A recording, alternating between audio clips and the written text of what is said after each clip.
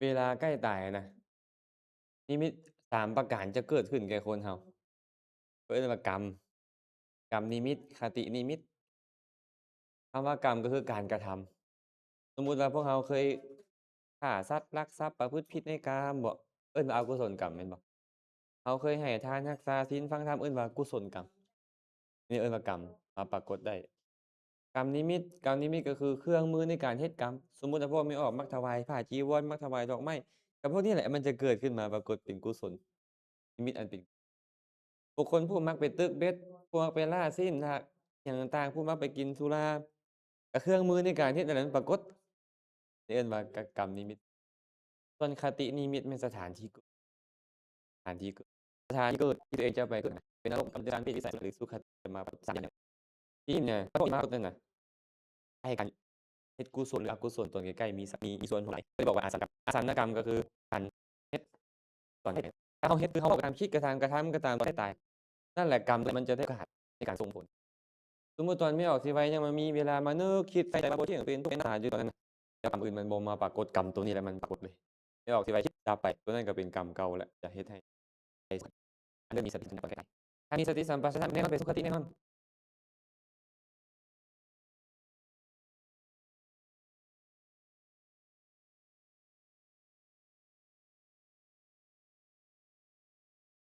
แม่นๆ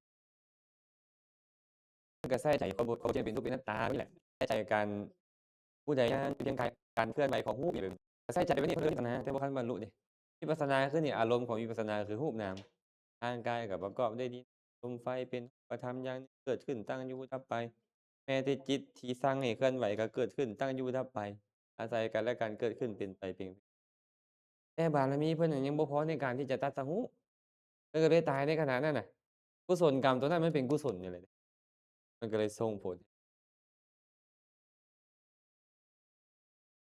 บุญที่ประกอบด้วยปัญญาแต่เฮาเรียนให้เฮามีโอกาสหลายคนพูดได้ว่าอกุศลเกิดขึ้นมันบ่ควรให้มันอยู่แม้แต่มานี่ก็ไปซื่อเป็นธรรมชาติอย่างหนึ่งซื่อเวลาหมู่มาหาก็เสียงที่มากระทบก็เป็นเสียงอารมณ์ที่มากระทบกับอายตนะภายในเป็นปัจจัยให้จิตเกิดมาเข้าใจเท่านั้น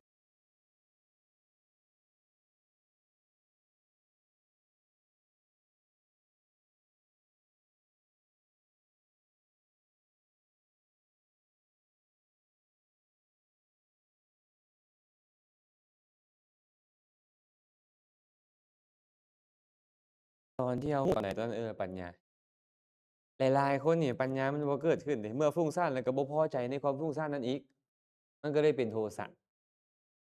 เลยเอิ้นว่าพยาปาทนิวรณ์เกิดเห็นบ่หลายๆคนบางทีเรานั่งแม้แต่ตัวเราเองเรานั่งแล้วเราฟุ้งซ่านโอ๊ยมันคือเป็นอันนี้มื้อนี้น่ะเห็นบ่ไอ้โทสะมันเกิดขึ้นต่อแต่ถ้าหากว่ามันฟุ้งซ่านซัดสายไปนี่ไปหาเราก็ฮู้ว่าเป็นธรรมชาติของจิตที่มันเกิดขึ้นตั้งอยู่ดับไปเป็นแม้ไอ้ตัวความฟุ้งซ่านที่มันเกิดในจิตนั่นก็เป็นเพียงธรรมมันก็เป็นจิตตานุปัสสนาได้เป็นธรรมานุปัสสนาได้ที่มันเกิดขึ้นในขณะนั้น มันจะบอกจิตฟุ้งซ่านกับพิจารณาหัวว่าจิตแนบแน่นกับพิจารณาหัวจิตแนบมีราคะก็มีราคะมีโทสะก็ว่ามีโทสะมีโมหะก็ว่ามีโมหะถ้ามาตอนที่ราคะโทสะโมหะมันตัวบ่มันเกิดอะไรครับเกิดอะไรครับจึงตัวมันขึ้นพอตัวเกิดขึ้นนั่นแหละสติสัมปชัญญะแสดงว่าตอนเรามีสติสัมปชัญญะอันตายแล้วนั่นไปใส่ละอ้าวมันก็เป็นที่ไปเมื่อไหร่ยังตามมาอันผู้บ่ฮู้เลยนี่นะมันก็ได้เฮาฮู้ได้ว่าอันนี้เอิ้นว่าฟุ้งซ่านอันนี้เอิ้นว่าปฏิฆะเด้ไอ้อาบัติในตอนนี้เด้ก็สามารถปรับมันได้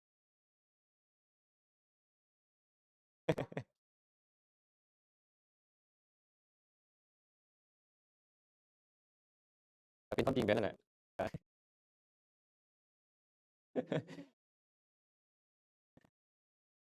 อาอ้าวใส่ได้บ่เป็นจั่งใดคือว่าตลอด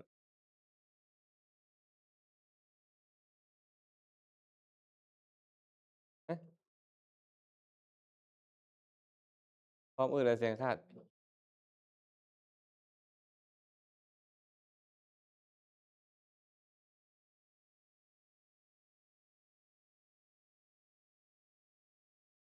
เป็นตาไปต่อได้บ่นี่หรือยัง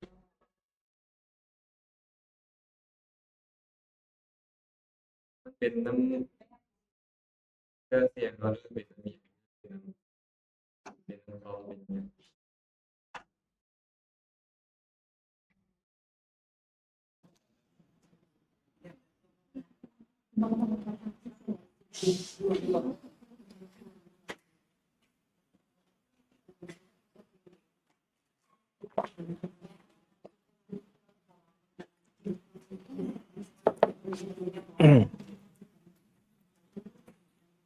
ได้ปะ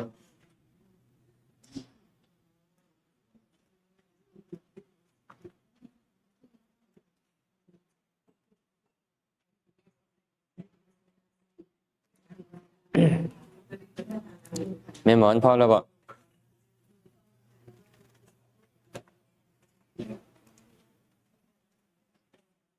ได้ปะน่าจะได้เนาะมาต่อจากมือเศร้าถามก่อนมือเศร้านี่เฮาเฮียนเฮาใส่มือเศร้านี่ฮะแม่นบ่สัมปโยคะในของหยังของอกุศลเจตสิกเนาะจบไปแล้วเนาะจบแล้วจบไปแล้วเด้ออกุศลสัมปโยคะอืมบัดนี้มาต่อไปเนี่ยสัมปโยคะในของโสภณเจตสิกโสภณเจตสิกมีจักดวง25 ดวงเอาพร้อมกันสัทธาสติหิริโอตตัปปะอโลภะอโทสะตัตระมัจจตตากายปัสสัทธิจิตตปัสสัทธิกายละหุตาจิตตระหุตากายมุทุตาจิตตมุทุตากายกัมมัญญตาจิตตกัมมัญญตากายปะคุญญตาจิตตปะคุญญตากายุชุกตาจิตตุชุกตาสัมมาวาจาสัมมากัมมันตะสัมมาอาชีวะการุณามุทิตาปัญญิงสีก็คือว่าเก่งเท่านี้ได้หมดเลย อ่านได้จะเป็นอะไรอ่านได้มีอยู่35 ประการแต่35 ประการเพื่อแบ่งออกเป็น4 หมวดที่ 19หมวดที่ 2 3หมวดที่ 3 2หมวดที่ 4อย่างเดียวเบิ่งกันเนาะโสภณสาธารณจิตสิก19 ดวงนับตั้งแต่ศรัทธาจนฮอดจิตตุชุกตา19 ดวงนี่นะเพิ่นบอกว่าประกอบในโสภณจิต19 ดวงอันนี้เอิ้นว่าโสภณจิตหมดฮะโสภณจิตคือจิตประเภทใดจิตที่ดีงามจิตที่ดีงามเป็นโสภณจิตนับตั้งแต่มหากุศลไปจนฮอดอรหันตผลเอิ้นว่าจิตที่ดีงามศรัทธาสติหิริโอตตัปปะเป็นต้นนี่19 ดวงมีอยู่ในจิตที่ดีงามทุกดวงเลยมีในจิตที่ดีงามทุกดวงเนาะฉะนั้นเถิงแม่นว่าตอนตัดสหูนี่นะเพิ่นบ่ได้บอกศรัทธาไปเลยแต่ศรัทธามีบ่มีบ่ได้บอกหิริโอตตัปปะไปเลยมีบ่มีบ่ได้บอกอโลภะอโทสะไปเลยอยู่หั่นมีบ่มีมีอยู่ในจิตดวงที่เฮ็ดหน้าที่ผู้แจ้งนิพพานคือตัดสหูนั้นแน่นอนอยู่แล้วเพราะมันเป็นสาธารณะนะต่างกันแต่ว่าเพิ่นยกขึ้นมาเป็นตัวอย่าง8ตัวเอิ้นว่าอริยมรรคอันประกอบด้วยองค์8ซื่อทีนี้เราจะมาเริ่มบัดนี้เนาะเริ่มตัวโสภณะนี้19 ดวงเอาฮู้อยู่แล้วเนาะว่ามีครบอยู่แล้วอยู่ในจิตทุกดวงคันถามแม่หมอนว่าแม่หมอนทุกครั้งที่แม่หมอนให้ทานมีศรัทธาบ่รักษาศีลมีศรัทธาบ่เจริญวิปัสสนาปัญญามีศรัทธาบ่มีอยู่แล้วแน่นอนเพราะเป็นโสภณะสาธารณเจตสิกบ่ได้ว่าศรัทธาก็จริงแต่ว่าศรัทธามีอยู่หั่นอยู่แล้วมันต้องมีแน่นอนเพราะมันเฮ็ดให้ใจผ่องใส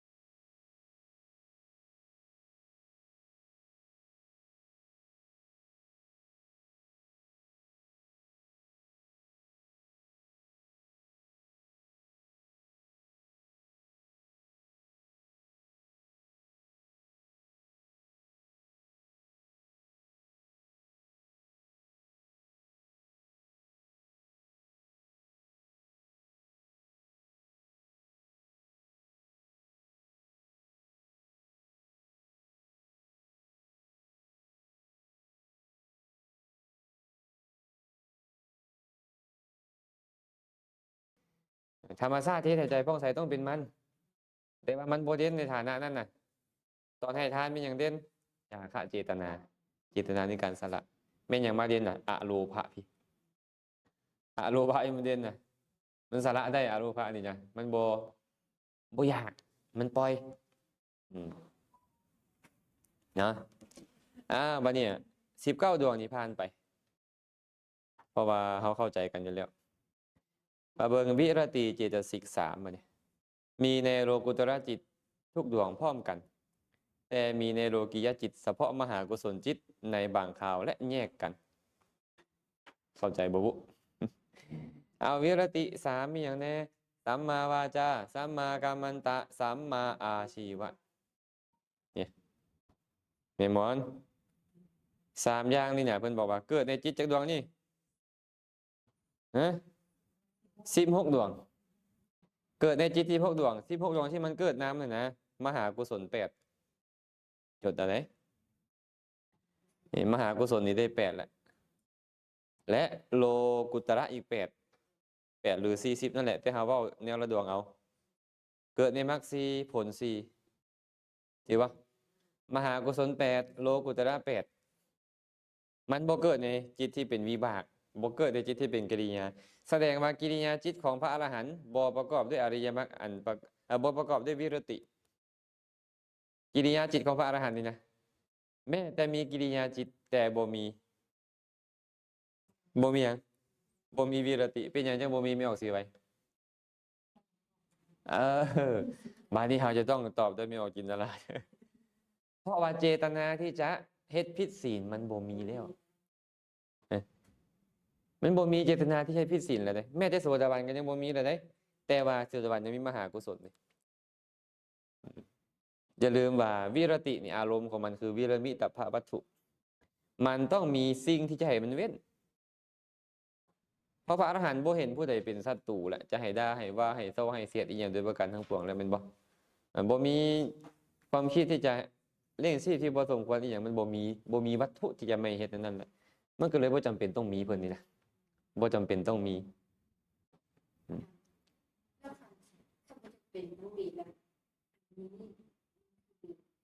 อันนี้วะนี่อันนี้นี่นะ อันนี้นี่คืออย่างคือโลกุตระ8นี่บ่ตัวนี้นี่นะมันเกิดมาเพื่อละกิเลส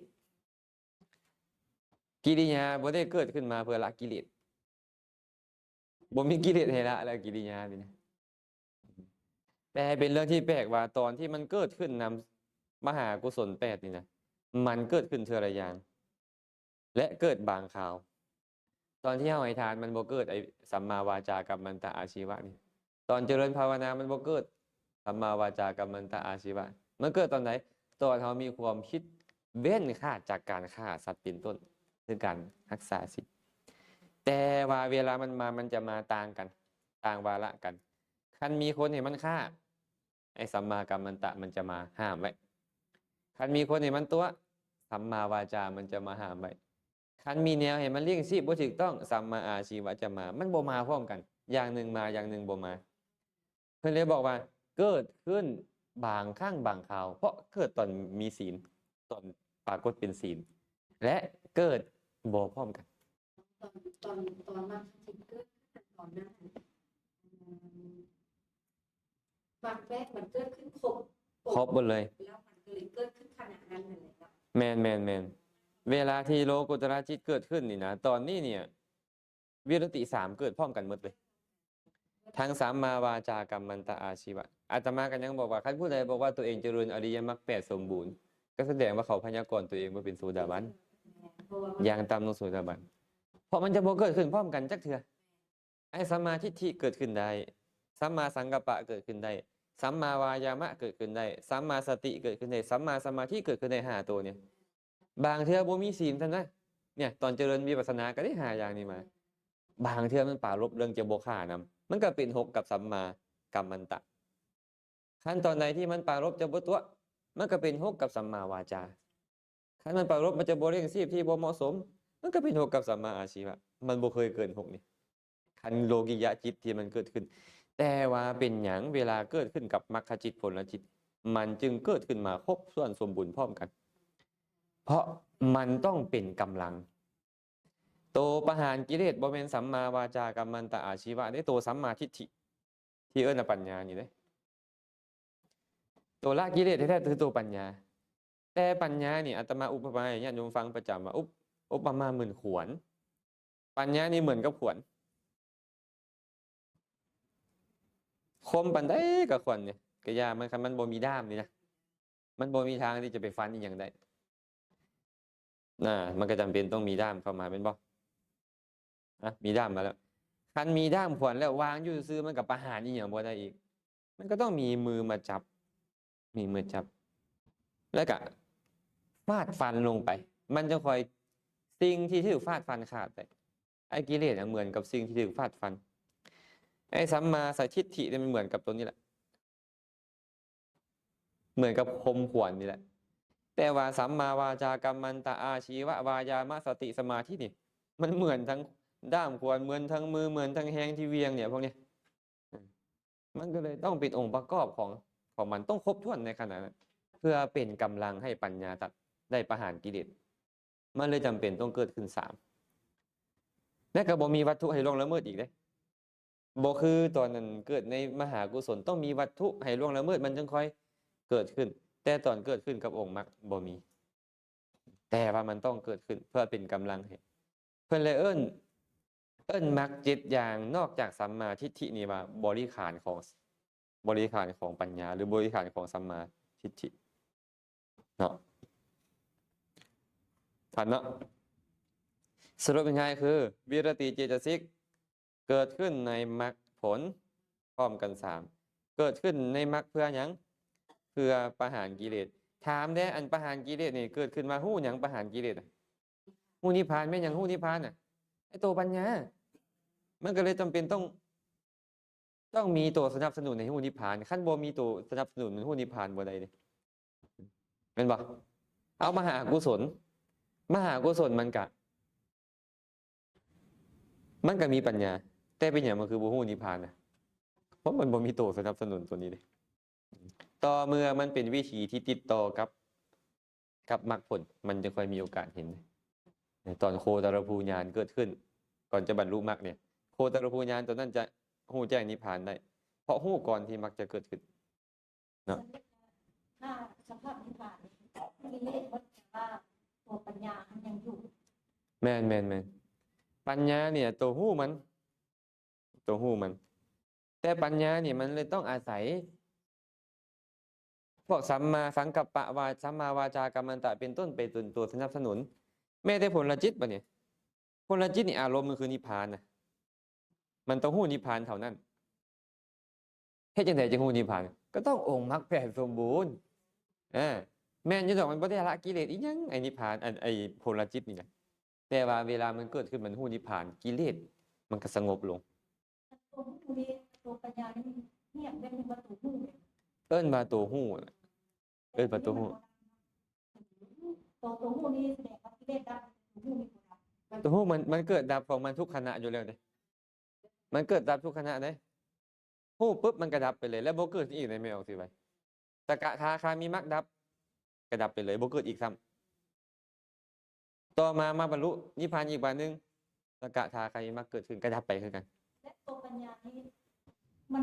ดับมันดับอีกมันเกิดขึ้นแล้วต้องดับบ่มีอีหยังที่เกิดแล้วบ่ดับเพิ่นเลยเอิ้นสิ่งที่เกิดเลยดับนี่ว่าสังขารเห็นบ่ในพระสูตรพระพุทธเจ้าบอกว่าภิกษุทั้งหลายบุคคลใดก็ตามขออภัยบุคคลใดก็ตามได้ความเลื่อมใสในธรรมแปลว่าเนาะภิกษุทั้งหลายในบรรดาธรรมที่เป็นสังคตะทั้งหลายอริยมรรคอันประกอบด้วยองค์8ประเสริฐที่สุดในบรรดาธรรมที่เป็นสังขารธรรมธรรมที่ถูกปัจจัยปรุงแต่งหรือเอิ้นอีกชื่อนึงว่าเป็นสังคตะธรรม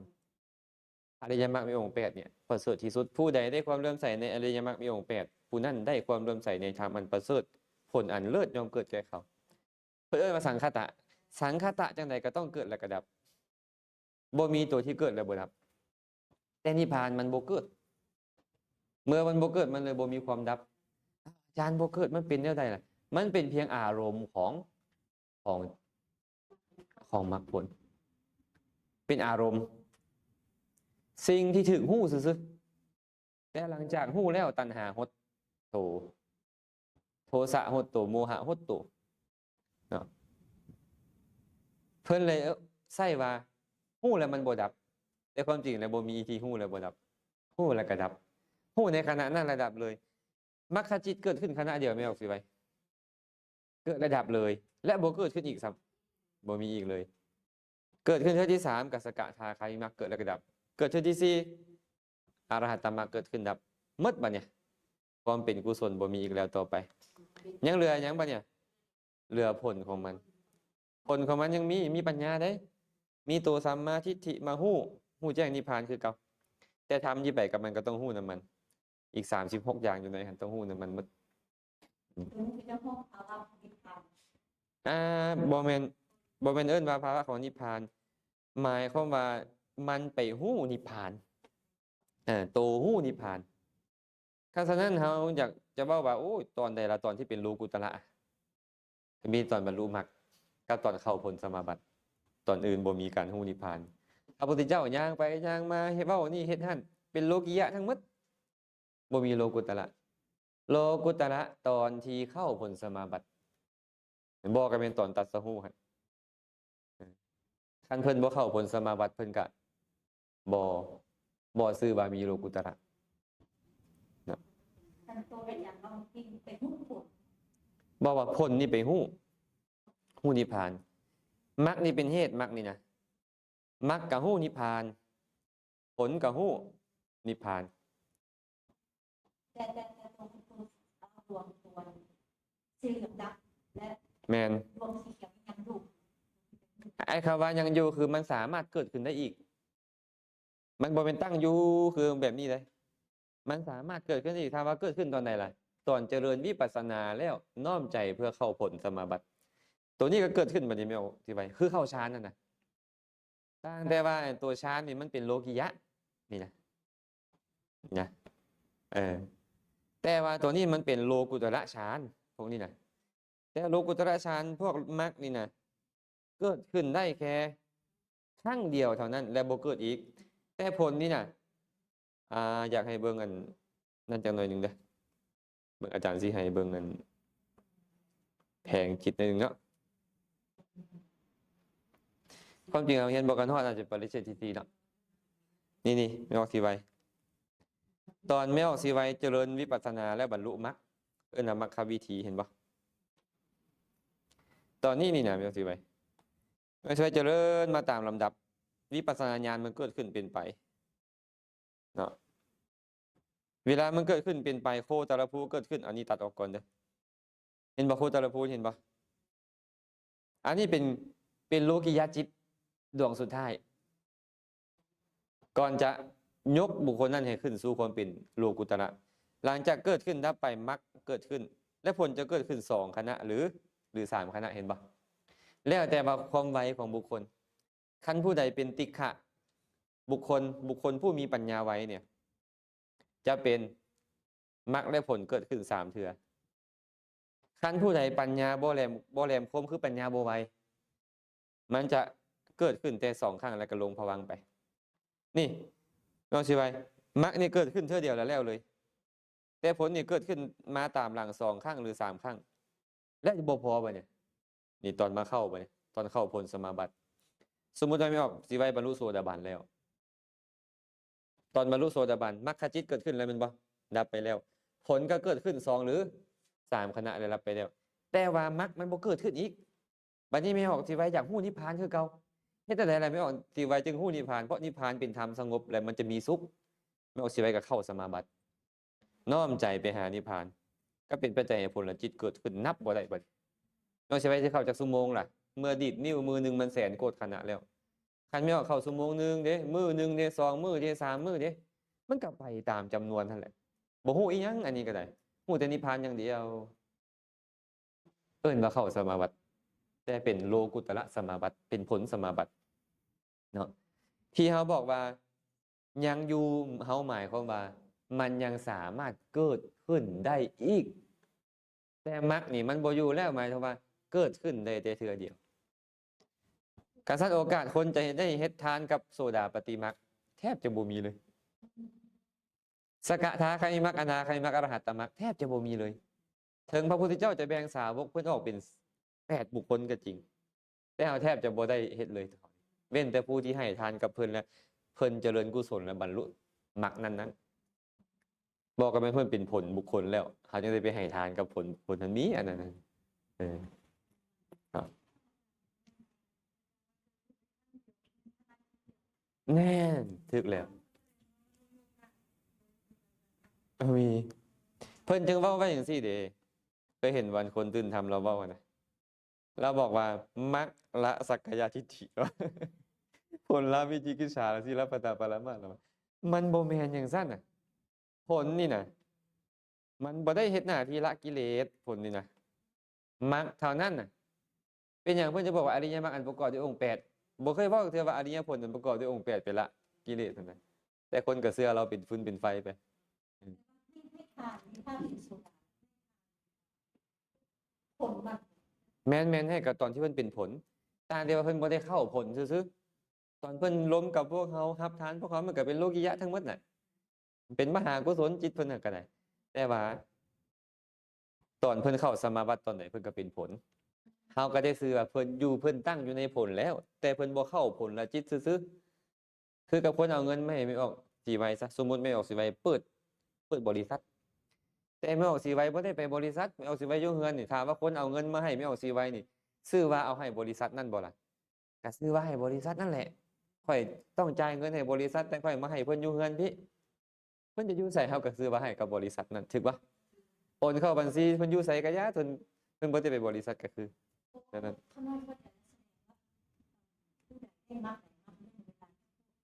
เพิ่นเลยไปเข้าถูกนะเนาะน้องพวกให้เกิดอันนี้สูง แม่นถึงเพิ่นบ่เข้าก็ตามถึงเพิ่นบ่เข้าก็คือเพิ่นยืนตั้งอยู่ในฐานะผลแต่ว่าเพิ่นอยากอนุเคราะห์หั้นนะว่าเข้าให้จิตมันเป็นจิตที่ละเอียดคุณธรรมมันก็สูงเพิ่นก็มีตอนนั้นน่ะก็คือว่าเฮาได้มันได้อานิสงส์เพิ่ม ยักษ์พวกเข้าให้ละเอียดนะครับเพื่อน แม่นบางเทื่อก็เข้าบางเทื่อก็บ่เข้าแต่สำหรับผู้ได้ฌานนี่เพิ่นมักเฮ็ดแบบนั้นผู้ได้ฌานนี่นะเพราะตอนเพิ่นออกมามันก็มีกิเลสครอบงำคือกันเด้เห็นรูปฟังเสียงดมกลิ่นชิมรสชาตินะ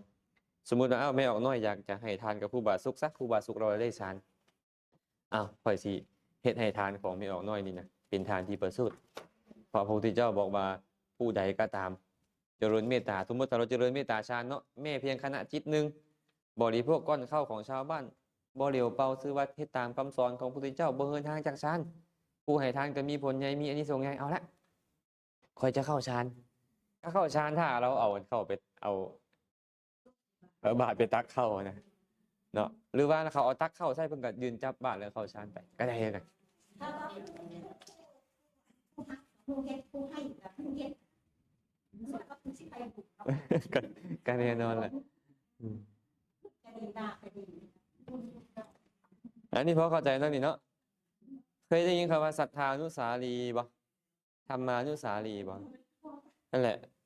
พระพุทธเจ้าบอกว่าบ่เป็นฐานะบ่เป็นโอกาสจะมีได้ ที่บุคคลผู้เป็นศรัทธานุสารีนี่นะบ่บรรลุโสดาบันแล้วจะปรินิพพานก่อนศรัทธานุสารีกับมรรคโสดาบันกับผลเกิดขึ้นขณะจิตเดียวแล้วมันจะไปตันตายอย่างตอนไหนก่อนเพิ่นก็เลยบ่เป็นไปบ่ได้ดอกเพิ่นว่ามรรคเกิดผลต้องเกิดแน่นอนคันบรรลุผลแล้วออกมาตายได้บัดเนี้ยตายได้การที่บรรลุมรรคและบ่บรรลุผลนี่มันบ่แม่นฐานะจะมีได้เพิ่นก็เลยว่าแต่เพิ่นใช้คำว่าศรัทธานุสารีครับโสดาปฏิผลซื่อๆกับโสดาบันบุคคลซื่อๆเนาะแต่ความหมายคือบรรลุมรรคแล้วจะบ่บรรลุผลมันบ่มีดอกตายก่อนในระหว่างค่อยขอตายก่อนค่อยคันเอาผลมันแป๊บเดียวนึงเพิ่นก็เลยว่าบ่แม่นฐานะบ่แม่นโอกาสจะมีได้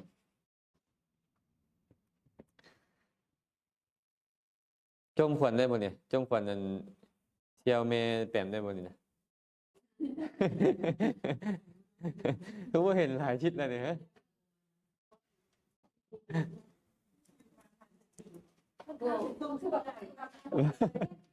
สมการ บ่เฮ็ดทำทาจมเพิ่นเพิ่นก็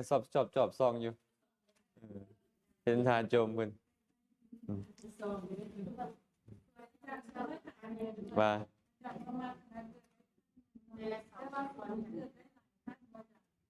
ต้องบอกว่าสิแม่แปมต้องบอกว่ามักใดเกิดขึ้นได้ครั้งเดียว แต่มักมันสามารถเกิดขึ้นได้4 รอบ แต่คนละอันแล้ว โซดาปฏิมักกะอันหนึ่งสกทาคามิมักกะอันหนึ่งอนาคามิมักกะอันหนึ่งอรหัตตมักกะอันหนึ่งแต่มามักน้ำกัน แต่มักคนละขั้น ถ้าหากเขาจะบอกว่ามักเกิดขึ้นได้4 เทื่อมันก็บ่ผิดแต่บอกว่ามักเกิดขึ้นได้เทื่อเดียวมันก็บ่ผิด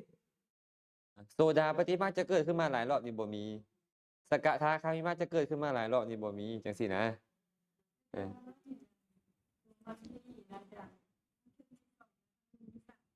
อืม อันนี้แหละ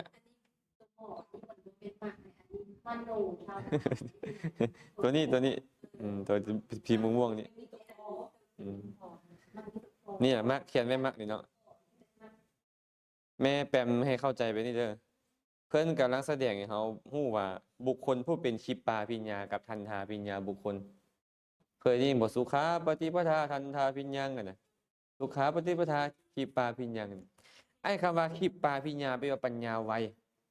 ขั้นปัญญาไวนี่มันจะบ่มีตัวนี้เห็นปะตัวนี้มีบริกรรมเห็นปะตัวรูปมีบริกรรมบ่มีเห็นปะมันจะบ่มีบริกรรมเกิดขึ้นถ้าผู้ใดเป็นผู้ติกขะถ้าหากมันทะบุคคลคนผู้มีปัญญาบ่แข็งนี่นะมันจำเป็นต้องมีบริกรรม อุปจาระอนุโลมโคตรภูมันต้องมี4ถ้ามันมี4แล้วผลมันก็เลยมีโอกาสเกิดขึ้นแค่2แต่ถ้าหากมันมี3วันนี้มันตัดบริกรรมออกไปผลมันก็เลยเกิดขึ้น3ได้เพราะวิธีหนึ่งมันจะมีแค่7เข้าใจปะมันจะมีแค่7คณะอันนี้นี่เพื่อนเขียนโวไว้นี่คอยเข้าใจว่าตอนที่บรรลุโสดาบันแล้วจะบรรลุโสดาบันแล้วจะบรรลุเป็นสกทาคามีตัวนี้จะถึกเปลี่ยนชื่อว่าเป็นโบทานเบิร์ดโคตรภูแล้ว ตอนจากสกทาคามีไปเป็นอนาคามีตัวนี้ก็ถึกเอิ้นมาโบทาน ตอนบรรลุอนาคามีจะแล้วจะไปบรรลุอรหันต์ก็เอิ้นว่าโบทานบ่เอิ้นว่าโคตรภูแล้วเปลี่ยนชื่อซื่ออย่าคิดว่า2อันนี้เกิดขึ้นนำกันวิธีเดียวบ่แม่นเด้อที่เพิ่นโบทานนะแปลว่าทำขาวทำสะอาดขั้นโคตรภูแปลว่าโคตรข้ามโคตรผ่านเนาะ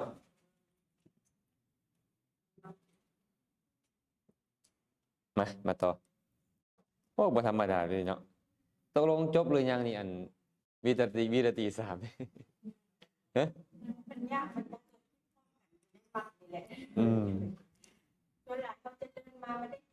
แม่นเขาเลยต้องได้สร้างเหตุเลยคันเหตุมันถึงพร้อมแล้วเขาบ่อยากเห็นมันเกิดมันก็ต้องเกิดต้องได้สร้างไว้ทางเหตุมันไว้พระพุทธเจ้าเคยเว้าอาตมาเคยเทศน์ให้ฟังประจำเป็นบ่พระพุทธเจ้าบอกว่าภิกษุทั้งหลายกิจหีบด่วนของชาวนานี่นะคือหยังกิจหีบด่วนของชาวนานี่นะมีกิจหีบด่วนคือไถหว่านคาดเป็นบ่และไข่น้ำเข้าไข่น้ำออกไข่น้ำเข้าไข่น้ำออกเท่านั้นชาวนาบ่มีอานุภาพที่จะบันดาลว่าขอเข้ากล้าคอยจนงอกขึ้นมือนี้มือให้ตกห่วงมือหือให้ได้เกี่ยวบ่มีสิ่งที่ชาวนาคนเฮ็ดก็คือคาดบานไถปล่อยน้ำเข้าปล่อยน้ำออกดูแลศัตรูพืชจบหน้าที่เจ้าคันฮอดเวลามาเป็นยังไงเจ้าต้องจุดธูปขอให้เข้าออกบ่เมื่อฮอดเวลามันออกเองชั้นใดกับชั้นนั้นเพิ่นภิกษุทั้งหลายคือกันกิจหีบด่วนของภิกษุก็คือเจริญไตรสิกขาเป็นอย่างไรไตรสิกขาน่ะศีลสมาธิและกับปัญญาเจริญไตรสิกขาพระนี่นะบ่มีอานุภาพในการจะบันดาลนะขอมักจงเกิดมือนี้ขอผลจงเกิดมืออื่นบ่มีแต่หน้าที่เฮ็ดเหตุว่าง่ายๆกันแล้วกันเจ้าต้องสร้างเหตุบ่แม่นจะไปเอาอธิษฐานเอาผลมันบ่แม่นเมื่อเหตุมันถึงพร้อมแล้วผลมันมาเองตอนนี้เขาสร้างอย่างนี้สร้างเหตุเนี่ยเอาสติสัมปชัญญะมา ระลึกอยู่ในคำสอนของเพิ่นนี่แม่นบ่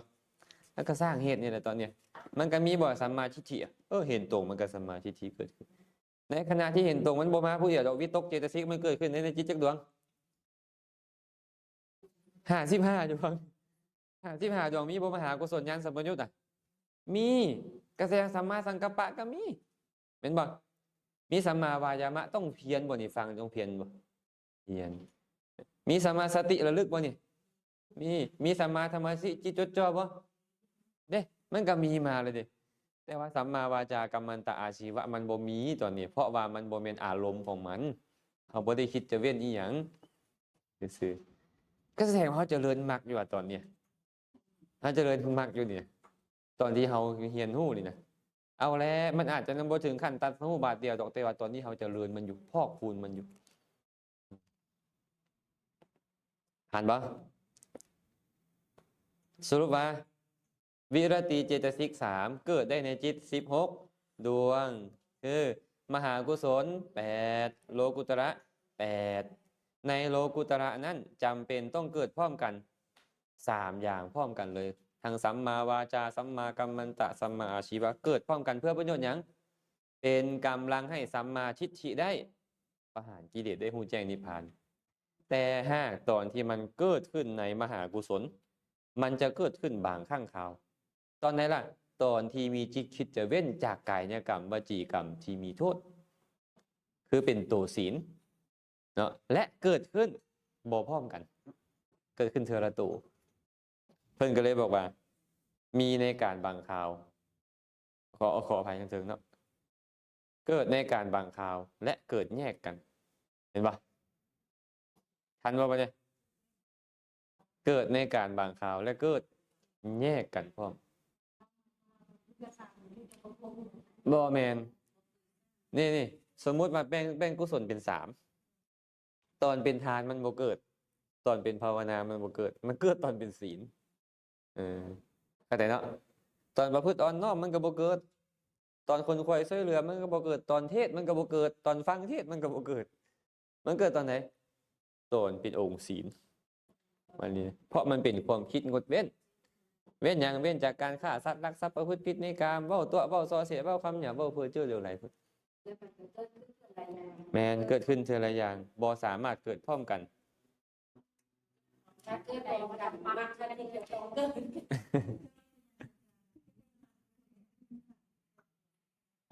เดี๋ยวใจเย็นๆใจเย็นๆมันจะไปสังขารในแล้วจะเฝ้าเจ็บหัวตอนนี้เห็นท่าอยากฮู้ได้ไปฮอดตอนนั้นสิเฮ็ดเจ็บหัวได้นี่เลยตอนนั้นสังขารในตอนนี้สัมปโยคะก่อนอย่าเฝ้า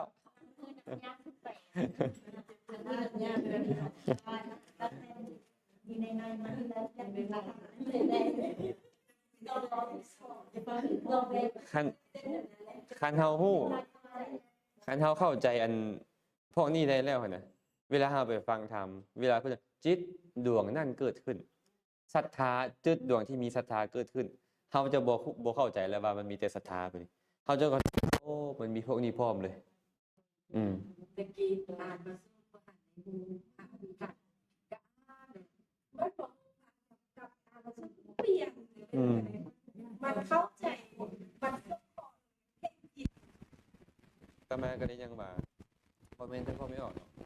ตอนอาตมาบ่ทันได้ไปเรียนตอนไปอยู่นาดีใหม่ๆก็ไปอ่านพระสูตรก็คันเว้าเรื่องอีหยังยากๆนึงบ่อ่านตัวเป็นเรื่องเป็นราวหั่นเป็นข้อความมันเข้าใจง่ายก็พอมักเปิดเห็นอัตถกถานี่เป่าปืดขนาดเลยปืดอะไรปืดหนีบาดไปเรียนได้ไปทำน่ะโอ้มันอยากอ่านอัตถกถามันเพราะบางอย่างเขาบ่เข้าใจมันต้องอาศัยเพื่อนอธิบายเพื่อนอธิบายมาเป็นนี่เขาก็ต้องนึกเข้าไปหาองค์ประกอบของมันอ๋อเพิ่นหมายถึงอันนี้อันเนี้ยเนี่ยเพิ่นก็เลยจำกัดไว้มันตัวนี้ได้เจ้าคิดตัวอื่นได้ก็จริงแต่มันบ่แม่นได้มันต้องเป็นตัวนี้นะมันก็เลยไปเข้าใจว่าคุณของอัตถกถาคือเฮ็ดให้เขาเข้าใจธรรมะมันบ่แม่นอย่างอื่น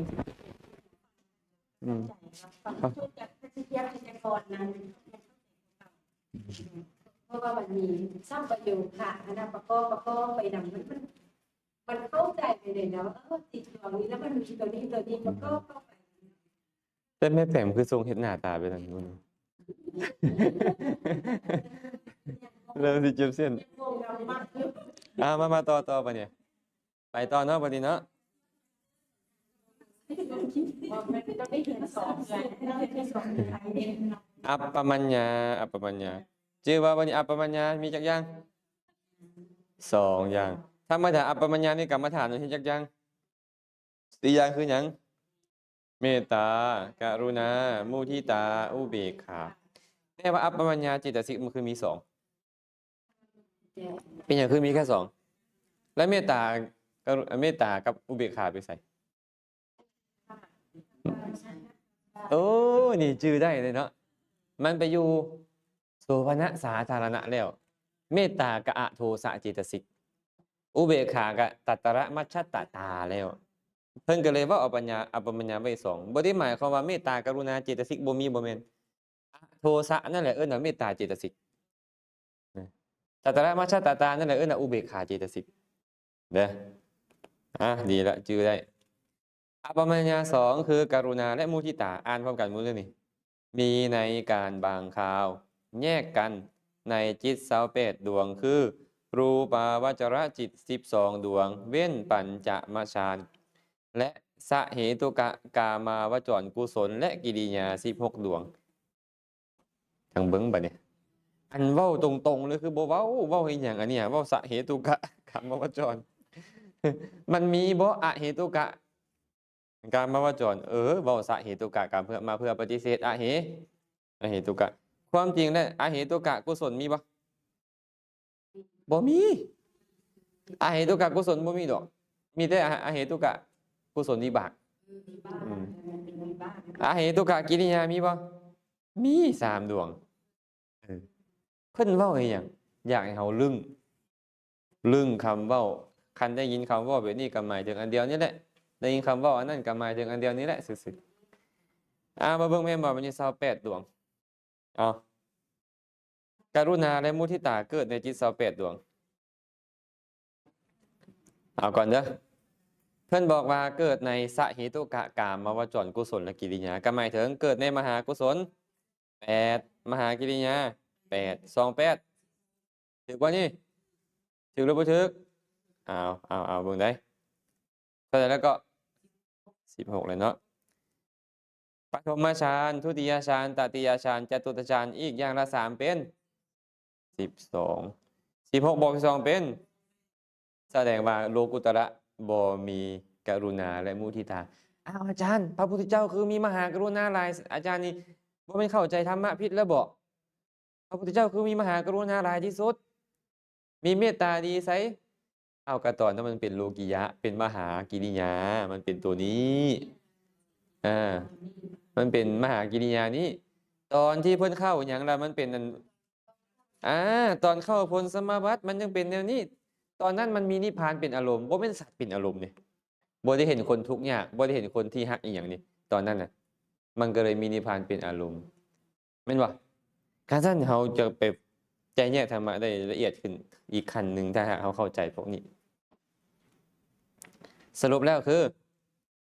เราจะเอาเฉพาะมหากุศลมหาวิบากมหากิริยาและรูปวจรเท่านั้นมาจำแนกเรื่องของกรุณาและมุทิตาเจตสิกบ่ว่าแนวอื่นนะเพิ่นเลยบอกว่า28ดวง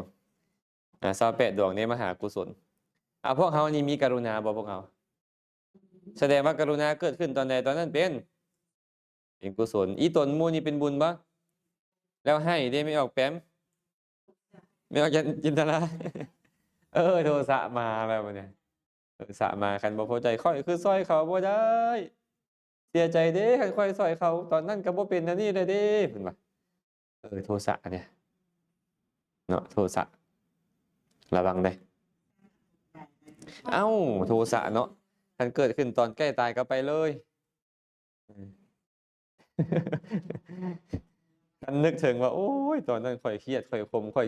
มากินแหน่แข็งใจในภายหลังหลังปิติแห้งๆแล้วกันน้ำตาแล้วก็สะอื้นทีนี้อันนั้นก็เ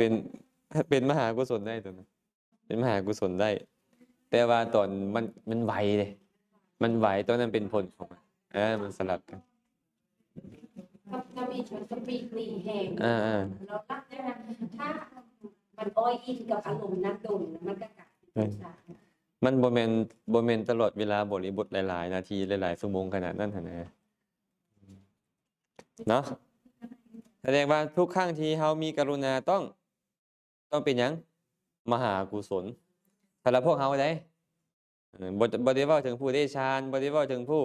เป็นพระอรหันต์เด้เว้าถึงเฮาสมมุติว่าเฮามีมุทิตาบัดนี้ชื่นชมยินดีเวลาคนอื่นได้ดีมีสุขเป็นจังไดแม่มอนก็เป็นมหากุศลชื่นชมยินดีในหมู่เอ้าเจ้าบ่มีข้าวน้ำซ้ำปลาได้บุญเสียบ่เนี่ยฮะเอาเจ้าบ่ได้ไปรักษาศีลอยู่วัดได้บุญบ่เนี่ยบ่ได้ไปฟังธรรมเลยได้นี่น่ะการยังว่าสภาพของบุญนั่นน่ะมันบ่ได้อยู่วัดมันบ่ได้อยู่บ้านจังวะมันบ่ได้อยู่ท่าน้ำบ่ได้อยู่ป่าอีหยังมันอยู่ที่จิตเฮานี่นะเดี๋ยวนี้เออเฮ็ดอยู่บ่อนใดก็ได้นะไอ้มุทิตานี่ตอนนี้เฮ็ดได้บ่เนี่ยสมมุติว่าเห็นอาตมากินน้ำผักนอกผสมหมากไม้นิดนึงอาจารย์แซ่บโดนๆเด้อเอออาจารย์แซ่บโดนๆเด้อกับมุทิตาเนาะเป็นบ่เฮ้ยนางนิ่งอันนี้เฮ็ดทำไมแต่อาจารย์ท่านบ่แบ่งหมู่แท้อันนี้อิสาอันเนี่ยบาปแล้ว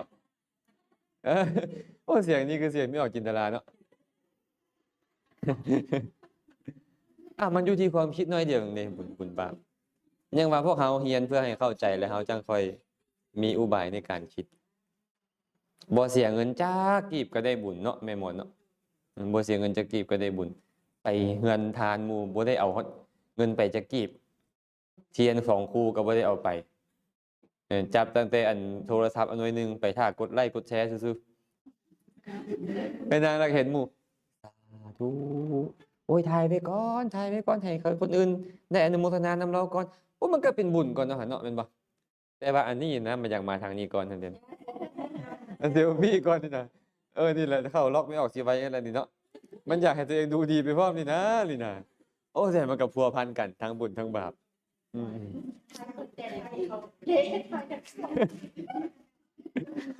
มันปฏิเสธบ่ได้เด้กันยังว่าเวลาเขาเข้าใจธรรมะแล้วที่เว้าไปแบบใดก็ตามมันยาเว้าให้ตัวเองดูดีแบบใดก็ตามคือแค่มันยาซื่อๆสภาพมันต้องเป็นแบบนั้น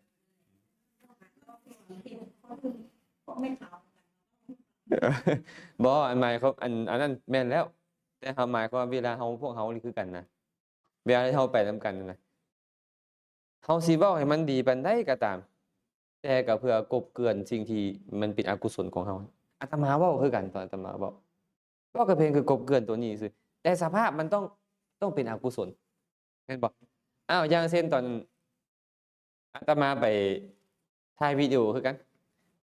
แต่งผ้าจักหน่อยก่อนสมมุติว่าเนาะคันว่าใส่ใจว่าบ่อยากให้หมู่เห็นในส่วนที่ขี้ร้าย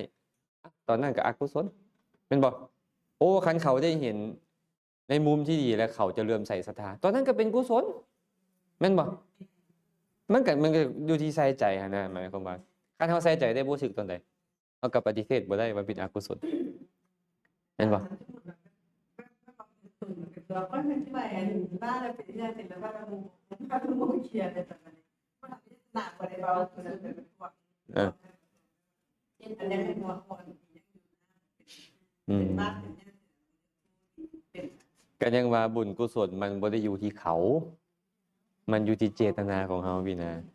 เขาจะพอใจหรือบ่พอใจบ่ฮู้แหละแต่ว่า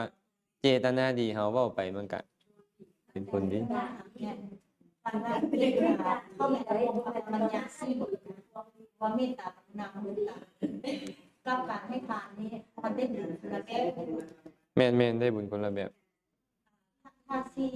แยกแล้วตรงอัปปปัญญานี่มันสิเป็นบุญเลิศก่อนมันเป็นบุญทางมโนทวารน่ะมันเป็นภาวนานะ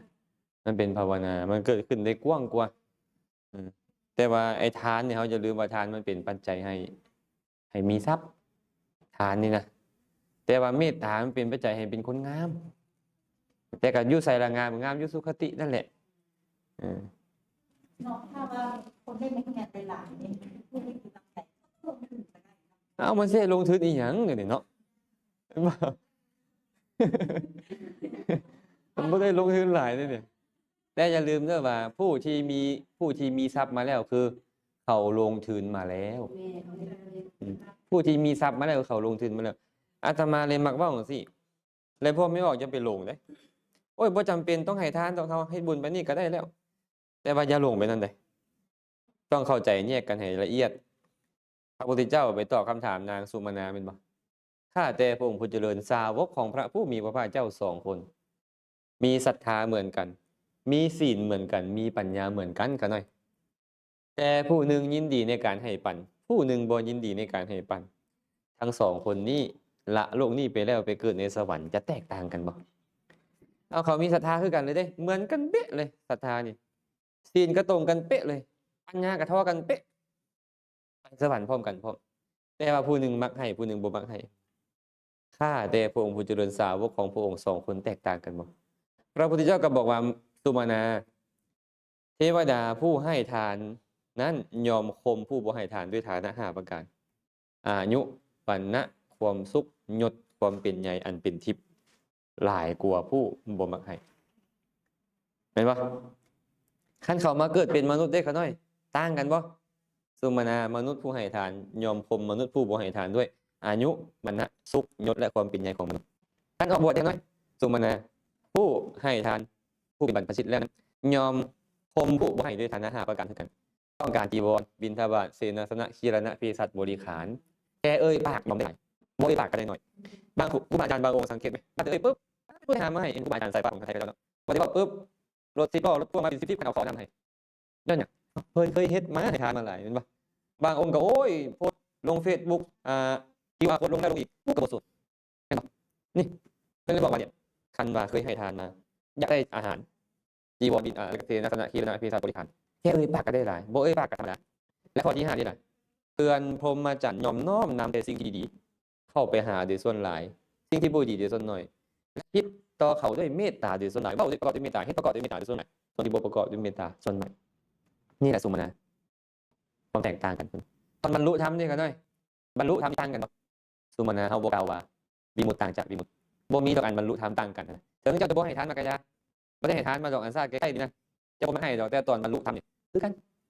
บรรลุนิพพานอันเดียวกันนั่นแหละโสดาปัตติมรรคสกทาคามิมรรคอนาคามิมรรคอรหัตตมรรคอันเดียวกันหมดเพิ่นสุมาณาก็บอกดีเนาะก็น้อยเนาะทานนี่ควรให้บุญนี่ควรเฮ็ดประกอบเพื่อยศเกื้อกูลต่อมนุษย์ต่อเทวดาต่อบรรพชิตพร้อมพระเจ้ากรรมสถิตถึกแล้วสุมาณาทานนี่ควรให้บุญควรเฮ็ดเพราะประกอบยศเกื้อกูลทางต่อเทวดามนุษย์และบรรพชิตพร้อมเฮาก็ทำมันแยงให้กันเบิ่งนี่นะแม่นอยู่ดอกนี่เฮาบ่จำเป็นต้องลงทุนหยังเลยเฮ็ดบุญกุศลเนี่ยให้คิดดีใส่ใจดีมันก็ได้แหละได้บุญแต่ไอ้ตัวทานนี่มันบ่แม่นทานมันต้องเป็นเจตนาที่เกิดขึ้นจากการสละเอาของให้ไปน้อยก็ยากแต่ว่าสมมุติเอา10,000มีเงินตู้เฮ็ดแนวดีๆสมัครบานเอาแม่ออกหน่อยบ่ฮอดนะมีเงิน 10,000 กีบนึงเลยแต่น้อมใจซื้อส่วนประกอบส่วนในเกณฑ์นั้นไปถวายเพิ่นซื้อแต่ว่าใจดีมันได้ปฏิฆาหกดีครับ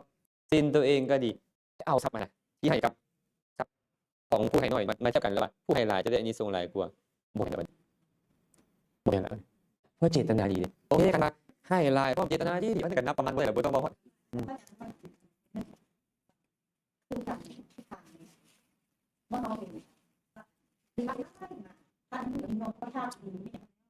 คนได้เยอะเท่าแต่ว่าในทุกข์ก็อันนั้นนะเราให้ทางว่าไหนก็ยากได้เอาว่าถ้าตรงนี้มีชื่อเสียงมีชื่อเสียงแต่เราอยากอนุเคราะห์ให้เพิ่มมีความสบายกับเพิ่มค่านี้และให้เพิ่มค่าว่าเขาเห็นอันนี้เกิดขึ้นแล้วเพิ่มเปลี่ยนไปได้เพิ่มสามารถซื้อต่อไปได้พอได้ว่าเอาคุณวิเศษของพระน้อยแต่ว่าเพื่ออนุเคราะห์ให้เป็นไปได้ในกิจกรรมและบุญกุศลโตๆไปเพื่อนสามารถถ้าเราเห็นอันนี้เกิดขึ้นแล้วเพื่อนสามารถซื้อโตได้ก็อันนี้บางคนพระจำนวนหลายนู่นมากบุญนี้มีความแตกต่างอันให้เฮาใส่ใจไว้นี่ก่อน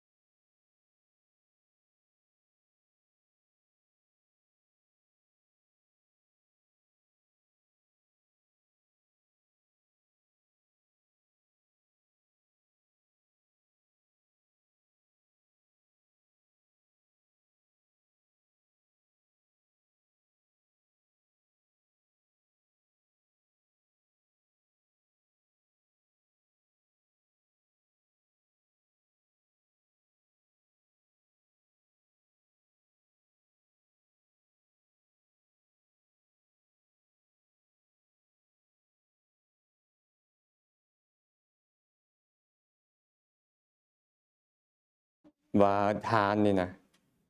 มันจะมีอานิสงส์หลายหรือน้อย มันอยู่ที่การใส่ใจแล้วก็ผู้รับทานเนาะผู้รับทานเหมือนนะพระเจ้าก็บอกเลยเด้เขตตูปมาอรหันโตเป็นต้นแม่นบ่ผู้รับทานแล้วก็เฮาคันใจเฮาดีงามเฮาน้อมไปหาทรงนำอานิสงส์หลาย แน่นอนอันนี้คันเจาะจงบุคคลขึ้นมาอานิสงส์ลดลงเนาะ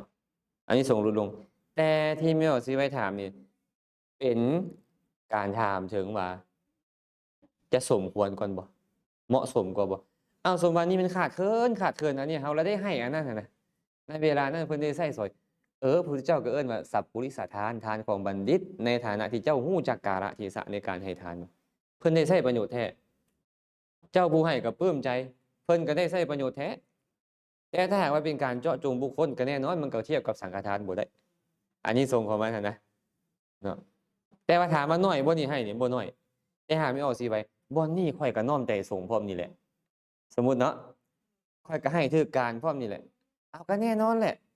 อันนี้ส่งของการให้ถึกการมันก็เพิ่มพูนขึ้นไปอีกนี่นะการสร้างเฮาก็ต้องเบิ่งไอ้คำว่าถึกการนี่นะบ่แม่นตั้งแต่ว่าให้เวลาที่เพิ่นเข้ายากมากเพียงเท่านั้นเด้เพิ่น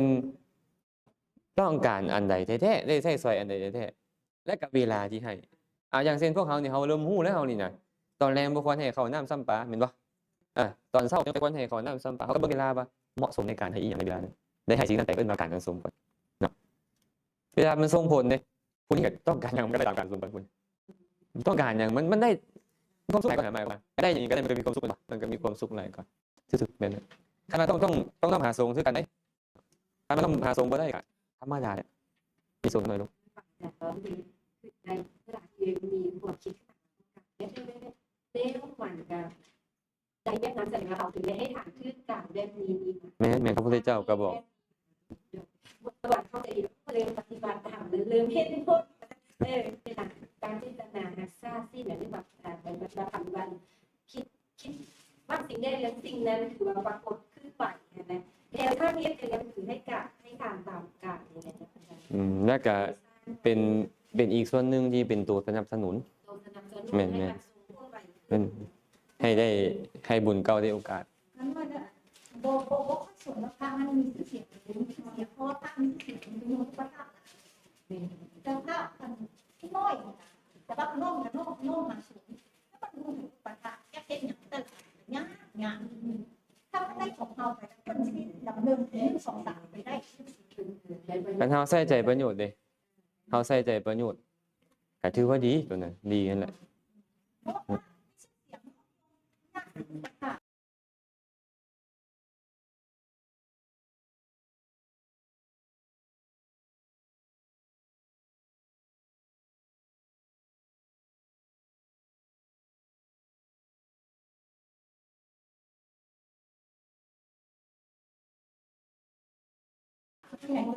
จนสิตีกันเนาะ อยากมาคนพวกมันเด็ก ก็แม่นนั่นแหละเนาะแต่ว่าก็ต้องยอมรับว่านั่นก็เป็นบุญของเพิ่นเป็นบุญของเพิ่นบางเทื่อน่ะเพิ่นจะบ่ให้ซ้ำบาดฮอดเวลามายังได้น้อมไปให้เพิ่นคือเก่าเบิ่งแหมก็นอกนั้นน่ะบุญเพิ่น เราก็ต้องยอมรับไปนั่นเด้เฮาเวลาเฮาให้กับไผก็ตามเฮาก็ต้องสร้างเหตุเฮา องค์มีบุญหลายคณะยังปาราณาเล่น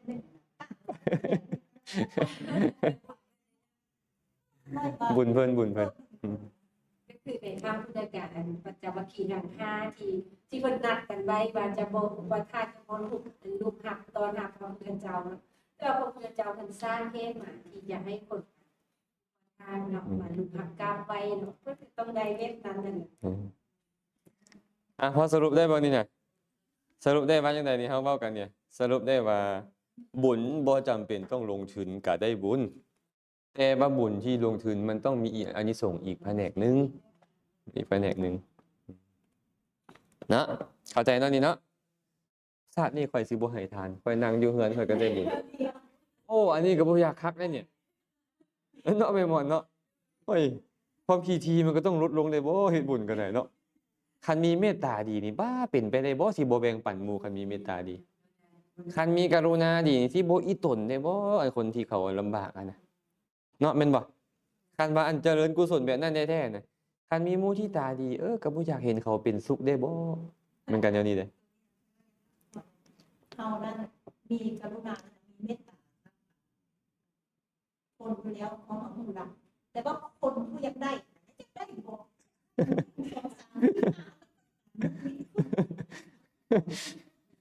เนาะมีปัญหาในตัวเนี้ยหลายๆเทื่อก็เป็นจังซั่นบ่แม่นแต่พอมีออกเด้อาตมาคือกันช่วงอาตมาไปอันอินเดียเนาะเป็นพระเจ้าก็ถวายอันอย่ามองกาถ้วยทองอะนะ กาลิงถือลูกท่ออีหยังอะเนาะโอ้ยอันผู้เดียวก็เฮ็ดให้เปรียวเฮ็ดปลอมปกหน้าปกตามาหลายรอบผู้เดียวก็ได้นะก็จื้อได้แหละว่าผู้เดียวนั้นลอยไปลอยมาอยากได้น่ะก็เลยบอกเจ้าได้แล้วเอาให้ผู้เด้ออยากให้เรายังกุดงิดเราเสยบ่มีความจริงแล้วเนาะมันก็เป็นไปได้นั่นนะไอ้ใจเฮานี่นะการเอาใส่ใจได้บ่ทันตอนไหนมันก็เกิดขึ้นนั่นแหละแต่ตอนอยากให้ก็เป็นส่วนอยากให้ได้ตอนทำให้ก็เป็นอานิสงส์ของการให้ไปเป็นคือกัน มันธรรมชาติมันเป็นแบบนี้ ซ่อนตลอดจะเอาชนะความปักใจด้วยกันให้ก็ได้กับรู้สึกมาคือกับรู้สึกคือสิให้ก็ได้ก็เห็นบ่แต่ว่ามื้อได้มื้อนึงเขาเจ้าคิดได้พอกันมี อายเนาะ ว่าแล้วเฮ็ดผลเอง พระพุทธเจ้าจึงบอกเนาะเอาชนะคนดีๆด้วยโดยการให้มาต่อบ่เนี่ยโอ้ พยายามมีเหตุผลนะคะว่า ประหยัดความจริงแล้วนี่นะบางเทื่อใส่ใจเป็นก็เอิ้นว่าประหยัดได้บางเทื่อคิดทีก็เอิ้นว่าประหยัดได้ในภาษาของชาวโลกถ้าภาษาธรรมะนี่นะใช้ชีวิตเป็นนี่นะพระพุทธเจ้าเอิ้นว่าสมะชีวิตาต้องให้รายได้เหนือก่อนรายจ่ายเจ้าสิให้ไผก็ตามแหละเป็นการให้นั่นแหละแต่ว่าต้องเบิ่งนำสถานภาพของเฮานั่นว่าบ่แม่นรายจ่ายละ100 ล้านรายได้ละ50 ล้านโอ้ยมันก็บ่ค่อยไหวบ่เกิน5 เดือนมันสิได้เปิดอาราธคือกันนี่ก็แม่นบ่มันก็ต้องรายได้เหนือรายจ่าย ใจลุยใช้ร้าย แม่น ว่ามีรายได้เข้ามาแต่ละเดือนนั้นเดือนละล้านและวันแบ่งของทรัพย์นี้ไปหัก พระพุทธเจ้าขึ้นบอกจังซี่เด้ให้แบ่งเป็น4ส่วนเพิ่นว่าให้แบ่งเป็น4ส่วนส่วนที่1นี่น่ะให้ทานและบริโภคไอ้คำว่าให้ทานบ่ได้หมายแต่ให้กับพระเด้แบ่งปันพ่อแม่อ้ายเอ้ยน้องคนยากจนอนาถาบ้านเมืองสังคมนั่นแหละ1ส่วน2ส่วนนี่น่ะส่วนที่2กับส่วนที่3นี่เอาไปประกอบธุรกิจต่อคือเสริมต้นทุนนั่นน่ะแม่นอยู่เจ้าได้เคยได้ส่ำนี้คันต้นทุนเจ้าสูงขึ้นเจ้าก็จะได้มีกำไรสูงขึ้นตามลำดับแม่นบ่แต่ว่าส่วนที่4นี่พิเศษส่วนนี้อย่าให้ไปฮู้ในส่วนนี้ได้เก็บไว้ใช้ในคราวมีอันตรายคือบ่เอาไปใช้จ่ายโลเลน่ะแสดงว่าสิ่งที่พวกเราควรใช้จ่ายนี่พระพุทธเจ้าให้เป็นส่วนที่4เด้อในการใช้จ่ายนี่สมมุติได้มาล้านนึงก็เอาจาก250,000ในการไปบริหารนั้นบริหารการให้ทาน ถ้าว่าในจำนวน2,500แล้วมันแต่ละเดือนให้ทาน1 บาทแสดงว่าเขาคิดที่ อันนี้ก็ต้องเบิ่งประโยชน์ได้นี่ก็ได้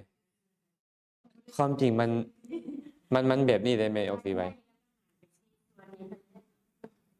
เฮาเดี๋ยวนี้เฮาเห็นประโยชน์แบบใดก่อนคันคนเห็นประโยชน์นี่เขาจะบ่ว่าแบบนั้นซ้ำเห็นบ่พระโพธิสัตว์ได้มาเท่าใดฟาดหมดเลยให้หมดเลยอันนั้นเพิ่นเห็นประโยชน์อนาคตเพิ่นบ่ได้เบิ่งแต่ปัจจุบันชาติ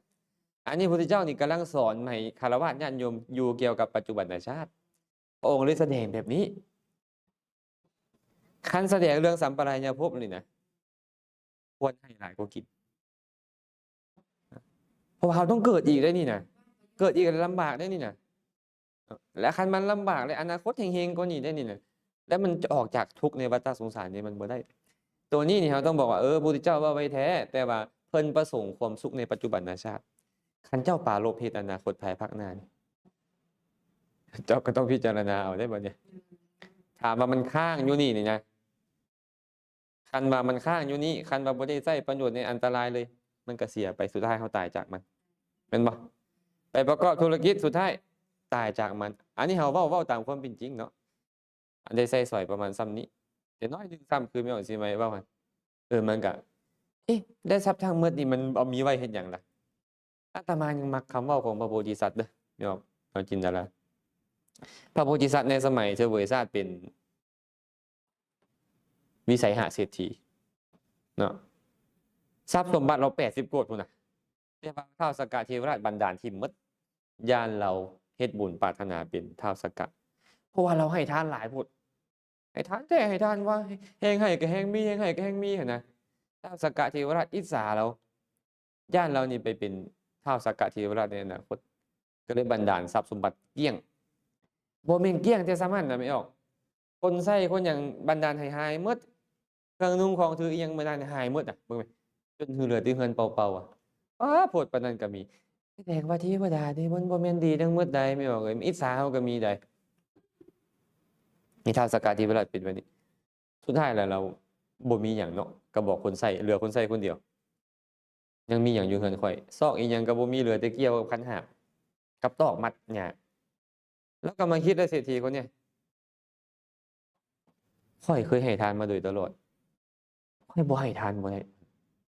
ถึงข้อยสิลำบากปานใดข้อยก็ต้องให้ว่าซั่นเอ้าข้อยก็ไปเกี่ยวหญ้านี่ไอ้เศรษฐีบ่เคยเฮ็ดเวียกหนักก็ไม่ออกเอ้ยมันสิเกี่ยวได้ส่ำใดล่ะหญ้าอ้าวเกี่ยวได้จาก2-3ฟ่อนก็แบกเนาะไปขายมันสิได้พอเท่าใดขายหญ้าใช่เปล่าคิดไว้แล้วว่าจะแบ่งเป็น2ส่วนบ่มี4ส่วนแบบนี้ได้ไม่ออกน้อยเอ้ยแบ่งเป็น2ส่วนส่วนหนึ่งข้อยจะกินกับเมียข้อยเนี่ยซื้ออาหารมากินส่วนหนึ่งข้อยจะให้ทานให้ทานก่อนได้ก่อนจะกินน่ะต้องให้ทานก่อนเลยเนาะให้ทานแล้วให้ข้อยอีกให้ข้อยอีกอยู่ขนาดนั้นก็ได้คือพวกเขาบ้านี่แหละโอ้อดบ่ได้ผู้นี้ก็ได้เอาซะเจ้าซะบ่กินแบบเดียวกันนี่6มื้อไปหมด6มื้อไอ้คนบ่ได้กินข้าว6มื้อบ่ธรรมดาอาตมามาสังเกตอาตมาบ่ได้ฉันข้าวมื้อเดียวยังพอแฮงเลยสั่นน่ะมื้อนั้นมาตั้งแต่กรุงเทพอะแม่ออกนิงบอกมาสั่นอยู่ลาวพุ่นว่ะอาตมาคิดแล้ว11 โมงย่าง15 นาทีจะฮอดลาวออกจากประตูก็น่าจะประมาณ12 โมง 5 นาทีเหลือเวลาสั่นได้เหยียบมารถปรากฏว่ายนต์เลตไป45 นาทีออกจากปากประตูอันนั่นมาเหลือนาทีเดียวฮอด12 โมงนี่มันอาจารย์สั่นมันสิสั่นหยังก็สิเหลือนาทีเดียวนี่วะ ออกร้านก็ไม่ออกยิงไปรับมื้อนั้นเนาะโอ้ยบ่ได้สั่นหยังเลยก็เลยเขาเจ้าเฮ็ดน้ำผักเนี่ยน้ำปานะไปให้สั่นอันนี้6 มื้อบ่ได้สั่นไม่ออกเว้ยลองคิดเบิ่งนำกันไหมมื้อที่7ไปเกี่ยวคือเก่ามันสิได้บ่ได้ก็แบกงดเงียนมาล้มตึ้งลงท้าวสักกะเทวราชเห็นบ่ได้โอกาสมาเลยแม่หมดพอมาฮอดเหาะถึงอากาศวิสัยหะเอ้ยว่าซั่นย้อนเจ้าให้ทานหลายโพดเจ้าจึงยากจนทานเป็นไผข้อยคือท้าวสักกะเทวราชแล้วว่าเด้เจ้าจงเซาให้ทานคันเจ้าเซาให้ทานแล้วข้อยจะบันดาลเคือนคางเจ้าให้สมบูรณ์คือเก่าทรัพย์ทั้งหมดจะมีมาแก่เจ้าคือเก่าเลยว่าซั่นข้าแต่มหาราชข้าแต่พระองค์ผู้เป็นจอมเทพพระองค์น่ะได้ให้ทานจึงไปเป็นท้าวสักกะเทวราชแต่กลับมาห้ามคนอื่นให้ทานนี่มันแม่นบ่นี่ล่ะวะข้าแต่มหาราชข้าแต่ท่านท้าวสักกะผู้เป็นจอมเทพหากว่าทรัพย์สมบัติเหล่าใดจะเกิดมีแก่ข้าพเจ้าแล้วเป็นเหตุให้ข้าพเจ้าบ่ได้แบ่งปันให้ทานขอทรัพย์เหล่านั้นอย่ามีแก่ข้าพเจ้าเลยเราบอกว่าคันข้อยมีเงินมีทองมีทรัพย์สมบัติพัสถานแล้วเป็นเหตุให้ข้อยให้ทานบ่ได้นี่อย่ามีนะเพราะข้อยต้องการทรัพย์มาเพื่อบริโภคแบ่งปันพ่อปันแม่ลูกเต้าภรรยาทาสกรรมกรคนรับใช้สมณพราหมณ์ข้อยต้องการทรัพย์มาเพื่อสิ่งนี้บ่แม่นข้อยเอามารักษาเก็บหอมรอมริบจนว่าเฮ็ดอีหยังบ่ได้ประโยชน์หยังจากมันหรือสุดท้ายก็ตายจากมันคันทรัพย์แบบนั้นสิมีอย่าให้ข้อยมีเลยเหมือนก็จะบอกว่าข้อยกินข้าวมื้อละบ่เกินอิ่มข้อยกินข้าวมื้อนึงบ่เกินอิ่มคันเว้าตามความเป็นจริงเนี่ยไอ้100,000กีบ200,000กีบมันอิ่มแล้วแม่นบ่เดี๋ยวสมมุติได้เงินมื้อละ10 ล้านซะ100,000กีบ200,000กีบมันอิ่มแม่นบ่แล้วที่เหลืออันนั้นล่ะให้ข้อยบ่เฮ็ดหยังเลยนะแล้วข้อยสิมีมาเฮ็ดหยังมันก็สิมีไป คันว่าห้ามเจ้าให้ทานเด้อนี่เด้อเขาให้เจ้าเอาไว้เด้อบ่ต้องเอามาแม่นสิไว้เคยคิดแบบนี้บ่เคยครับแต่ว่าพระโพธิสัตว์เพิ่นคิดแบบนั้นน่ะคันมีทรัพย์ใดแล้วจะเป็นเหตุให้ข้อยบ่ได้ให้ทานขอทรัพย์นั้นจะเกิดขึ้นแก่ข้อยครับรถคันแรกแล่นไปทางใดรถคันอื่นก็ขอจงแล่นไปทางนั้นข้อวัดข้อยเคยประพฤติมาเป็นแต่ข้อวัดข้อยจงหมุนไปแบบนั้นข้อยเคยให้ทานมาแล้วให้ข้อยหยุดให้ทานนี่บ่มีทางนะข้อยจะเฮ็ดไปจนข้อยสิตายพุ่นแล้ววะถ้าแต่มหาราชเมื่อมีอยู่เป็นอยู่บุคคลจึงให้ทานได้เมื่อบ่มีบ่เป็นแล้วจะให้ได้อยู่ไสถึงจะลำบากปานนี้แล้วก็ตามข้าพเจ้าจะบ่ลืมทานโอ้เป็นดาจื้อเรื่องนี้เด้อจื้อคำเว้าเพิ่นนั่นน่ะเบิ่งแม่นคนหลายคนน่ะขนาดว่าขี่รถเขาเอิ้นหยังว่าวิวแชร์เนาะไปก็สิไปบ่ได้เลยยังขี้ที่หวงแหนอยู่เจ้าสิขี้ที่หวงแหนไปฮอดไสเจ้าเอาหยังไปบ่ได้เลยเด้น่ะสมควรแล้วติที่เจ้าจะแบ่งปันให้ทานน่ะชื่อเสียงไว้ในบ้านเมืองนำเฮ็ดกุศลให้เกิดขึ้นนำตัวเจ้าแม่นบ่แต่บ่ได้หมายความว่าให้ทานน้อยบ่ดีก็บ่ได้หมายความว่าจังซั่นบางคนเขาก็อาจจะคิดว่าอนาคตแล้วเราอาจจะหาบ่ได้แล้วตอนนั้นเราจะมีแต่ใช้อย่างเดียวเด้เราจะใช้ตอนนั้นแหละอาจจะคิดแบบนี้ก็มีแม่นบ่แต่ว่ามันสิอยู่ฮอดบ่อีกเรื่องหนึงอะ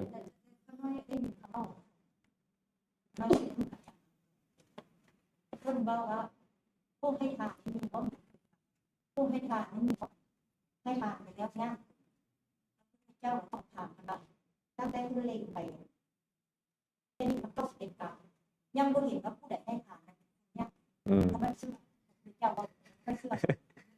ต้องอธิบายคำเว้าต้องอธิบายคำเว้าเด้เนาะหลายๆคนให้ทานมายากจนแม่นสิไปคันต้องอธิบายคำเว้าให้ตรงพระพุทธเจ้าเว้าแท้แต่อธิบายคำเว้าให้ตรงตรงจั่งใดล่ะตรงว่าเวลาทานมันส่งผลบ่เคยเฮ็ดให้คนยากจนเพราะทานมันส่งผลเป็นโภคทรัพย์ยากจนด้วยให้ทานนั่นบ่มีแต่ว่าให้ทานจนยากจนนี่มีหลายคนให้ไปหมดสิ้นเนื้อประดาตัวแล้วก็ตายมีเนี่ยนี่นะแต่ว่าเวลาว่าให้ทานและทานมันจะส่งผลเป็นความทุกข์นี่บ่มีอันนี้ความหมายของพุทธพจน์คนเป็นแบบนี้เนาะหลายๆคนได้ให้ทานแต่น้อยจนเท่าว่าหลายๆคนเห็นบ่เบิ่งอะจนให้วัดหมดสุดท้ายแล้ววัดก็ยังบ่เอาวัดก็ทิ่มเขาบ่ให้เข้าฮอดวัดไปออกสิไปแล้วสุดท้ายมาน่ะทั้งๆที่วัดที่ตัวเองอุปถัมภ์มาแต่น้อยจนเท่าทรัพย์สมบัติว่าลงในวัดที่บักหลายสุดท้ายแล้วเขาบ่ให้เข้าฮอดวัดเอ้าก็ผิดใจกันเด้เนาะมีการผิดมีการแคร์กันในภายหลังแล้วบางเทื่อก็เอ้าเจ้าหมดเงินแล้วเจ้าบ่คือตอนเจ้ามีเงินเด้เจ้าหมดทองแล้วบ่คือตอนเจ้ามีทองเด้บัดนี้มาสิเป็นภาระวัดเด้บ่ให้เข้าเด้นี่เห็นบ่ก็นี่แหละจะบอกว่าบ่มีนี่บ่มีแต่พระพุทธเจ้าเว้าแท้บ่เว้าต้องเบิ่งความหมายโอ้พระองค์เล็งไปแล้วว่าคนที่ให้ทานแล้วเวลาทานส่งผลน่ะทุกข์บ่มีดอกเห็นบ่อกุศลมันส่งผลมันก็หมายอันนี้เพิ่นอยากให้กำลังใจญาติโยมว่าเฮ็ดไปโลดให้ทานนี่นะบ่มื้อนี้ก็มื้อใหม่ทานมันต้องส่งผล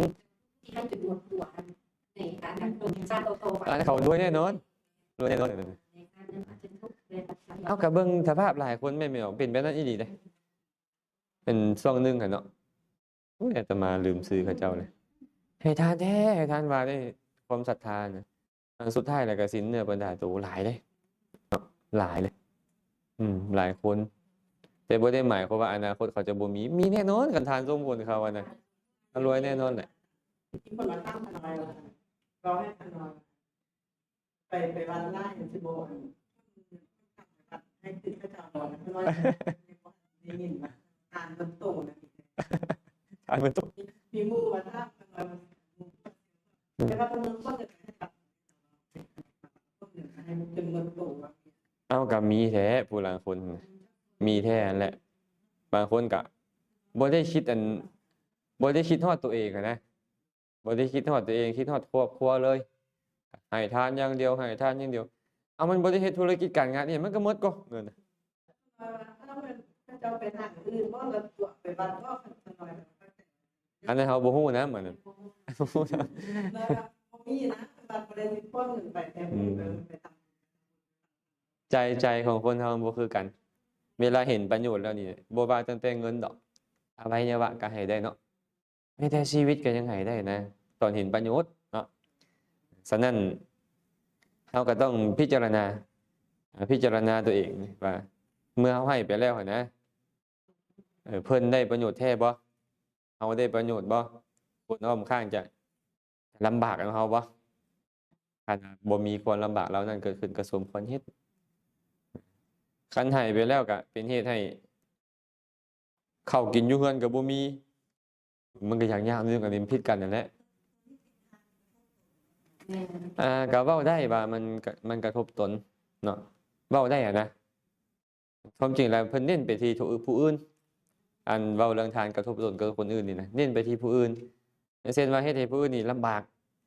อยากข่มเขาว่าเฮาให้หลายกว่าเขาเฮาเฮ็ดหลายกว่าเขาจังซี่นะให้เขาเสียหน้าเสียตาสินะโอ้ยเบิ่งแม่เจ้นั่นน่ะเป็นเจ้ให้แต่10 ล้านข้อยนี่ให้100 ล้านอีหยังจังซี่นะอันนี้เอิ้นว่ากระทบคนอื่น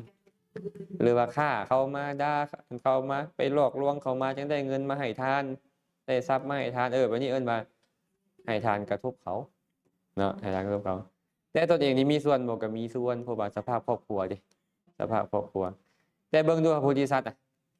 เขาเมาอันใบมักเมากันนั้นจะกินเนาะหมู่บ่ขอให้เสยจะบอกว่าเป็นอกุศลบ่มันบ่เป็นอกุศลเห็นบ่มันบ่เป็นอกุศลนั่นน่ะมันเป็นกุศลล้วนๆเลย3 มื้อเพิ่นก็บ่กินข้าวคือนี่แหละนี่พระโพธิสัตว์นี่ก็6 มื้อบ่กินข้าววิสัยหะนี่นะย้อนให้ทานมันก็มีแบบนี้อย่างเดียว ตอนเพิ่นสร้างวันนั้นเพิ่นอยากให้ทางลูกทางเมีย แม่น แต่ก็ยังบ่ได้คิดว่าไปเบียดเบียนลูกกับเมีย เขาเจ้าสร้างบ้านเลยเขาเจ้ามีความตั้งใจอยากให้เป็นแบบนั้น คนที่เขาเจ้าปรารถนามาเป็นลูกปรารถนาเป็นเมียเขาปรารถนามาเพื่อให้สละปรารถนามาเพื่อให้สละได้ฮู้ได้ว่าพระพุทธเจ้านี่ต้องสละลูกสละเมียได้บ่บารมีบ่สมบูรณ์ได้เนาะเห็นบ่ตอนที่สุเมธดาบทห้ามนางสุมิตราแม่นบ่เจ้าอย่าปรารถนาบ่ต้องปรารถนามันโดนได้อีกที่จะทรงใครยิ่งได้แสนกลับพุ่นได้หรือเจ้ายังห้ามเลยเจ้าจะไปห้ามเราบารมีเจ้าจะบริบูรณ์ย้อนเรานี่แหละ ย้อนเรานี่แหละได้บารมีเจ้าจะบริบูรณ์คันบ่มีทานเมียนี่บ่บริบูรณ์ได้เขาต้องยอมมันต้องยอมแต่ว่าไผล่ะสิยอมขนาดนั้นก็ต้องมีคนตั้งความปรารถนาเสย วันนี้ตั้งมาที่ครอบครัวมาการส่วนธรรมดาเนาะ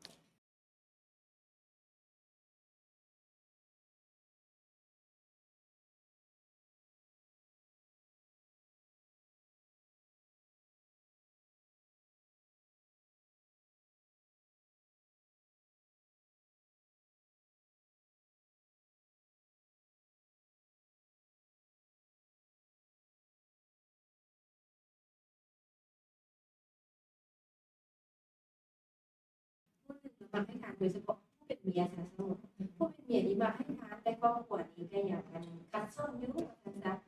แล้วหรือว่าบางเรื่องครอบครัวนี้ก็ยังบ่ได้สมบูรณ์แต่มาผู้เป็นเมียหรือผู้เป็นแม่สะสมในการให้ทานให้มาตลอดให้เกินกำลังจังซี่นะ แล้วมันเป็นการเบียดเบียนคนในครอบครัวเนาะว่าอันดีๆแซ่บๆบ่ได้ซื้อสุกันกินแต่สินะเนาะมันเป็นการเบียดเบียนลูกกับพ่อเนาะ คำว่าเบียดเบียนเบิ่งว่าเขาลำบากแท้บ่หรือว่าให้บ่ให้ก็เป็นแบบนี้บ่ หรือว่าบางเทื่อมันแค่บ่ถูกใจเขาซื่อ อันนั้นบ่แม่นบ่ได้เบียดเบียนการซั่นเฮาก็เบียดเบียนทุกคนละตินี่เขาบ่พอใจจักหน่อยเห็นเฮามาให้ทานมันบ่แม่นจังซั่นบางเทื่อก็บ่ได้ให้ทานดอกก็บ่ซื้อสู้กันกินอยู่ดีเนาะแม่เพชรเนาะ แต่ว่าเพิ่นเว้าจังซี่เด้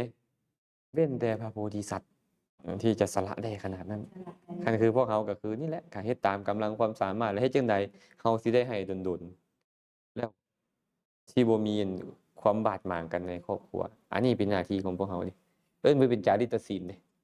พวกที่เป็นจาริตศีลนำใดเฮาอย่านึกถึงแค่ทานเด้เฮานึกถึงจาริตศีลนำข้อประพฤติที่สมควรระหว่างคนในครอบครัวนี่ก็ต้องมีคือสิบ่ได้พักก่อนบ่เนาะพักยกก่อนเนาะพักยกก่อนแล้วจะค่อยมาต่อชั่วโมงต่อไป